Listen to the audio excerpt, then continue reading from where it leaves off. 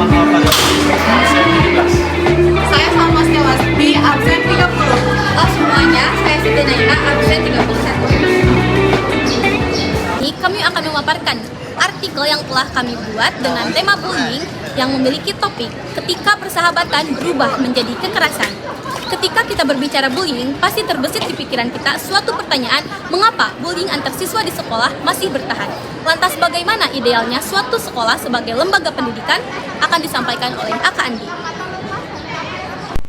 Sekolah sebagai lembaga pendidikan idealnya menjadi ruang aman dan nyaman bagi setiap siswa untuk belajar, berkembang, serta menjalani persahabatan. Sekolah harusnya menjadi tempat di mana nilai-nilai toleransi, empati, dan penghormatan antar manusia dinamakan suasana yang penuh kasih sayang, yang menghargai dan kerjasama yang harmonis diharapkan tercipta di lingkungan sekolah dan dapat membentuk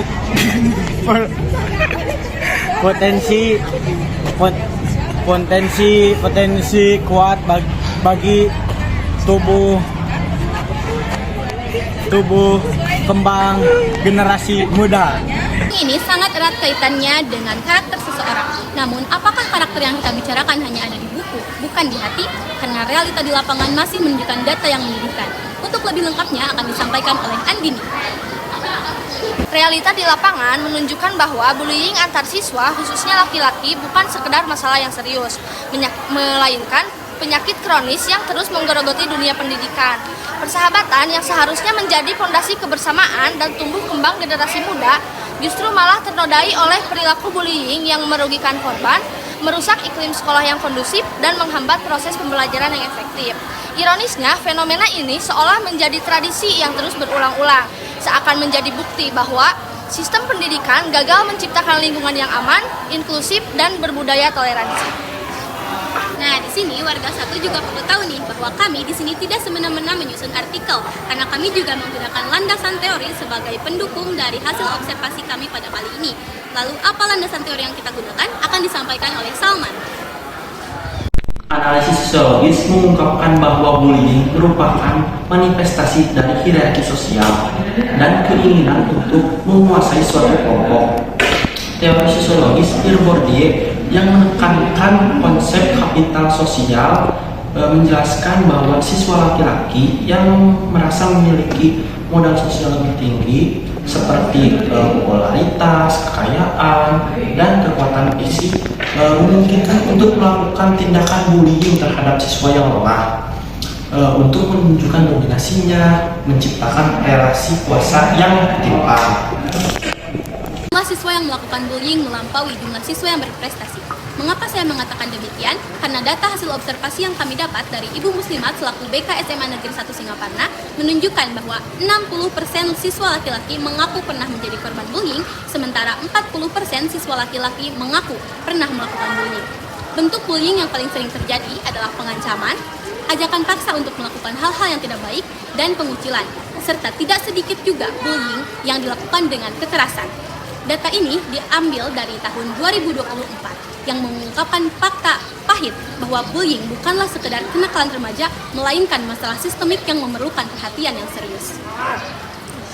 Lantas, apakah kita sebagai pelajar hanya berdiam diri saja, atau haruskah kita melaksanakan aksi pencegahan bullying? Lalu, apakah kelompok 3 telah melaksanakan aksi-aksi tersebut?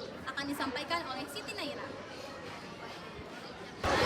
Tentu saja kelompok kami telah melaksanakan aksi untuk kasus bullying ini dengan cara mempublish poster dengan tema Stop Bullying pada akun sosial media kami, dengan harapan masyarakat dapat menangkap pesan yang kami telah sampaikan secara tersirat. Ini dia contoh poster yang kita publish pada akun sosial media kami. Lalu, apa saja solusi yang telah dilaksanakan oleh pihak sekolah, dan adakah solusi dari siswa sebagai saran kepada pihak sekolah? Akan disampaikan oleh Salma. Menurut LKUBK SMA Negeri 1 Singaparna, untuk menyelesaikan kasus bullying, kita dapat mengetahui dulu indikasi bullying yang dilakukan itu seperti apa.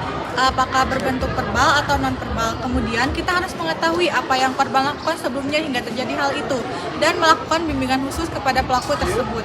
Nah, selain solusi yang kami dapatkan dari BK, kami juga sebagai siswa mempunyai pendapat untuk menyelesaikan kasus bullying tersebut, yaitu dengan cara meningkatkan kesadaran, membangun komunitas peduli, dan mempromosikan sikap toleransi. Selain itu juga, kita bisa menerapkan aksi anti-bullying dimulai dari diri kita sendiri, teman terdekat, dan juga lingkungan. Nah, warga satu, itu dia pembahasan mengenai hasil observasi yang telah kami lakukan dengan tema bullying. Selanjutnya, ada kesimpulan yang akan disampaikan juga oleh Siti Naira. Tindakan bullying masih merajalela di lingkungan masyarakat. Hal itu disebabkan karena kurangnya perhatian atas apa dampak dari kasus tersebut. Selain itu, bullying masih dianggap sebagai bercandaan, sehingga makin sini kasus bullying semakin meningkat dan bukan menurun. Maka dari itu, penanganan dini dan dukungan yang tepat sangat penting untuk memutus kasus bullying tersebut. Nah, warga satu, itu tadi pembahasan mengenai hasil observasi yang telah kami laksanakan.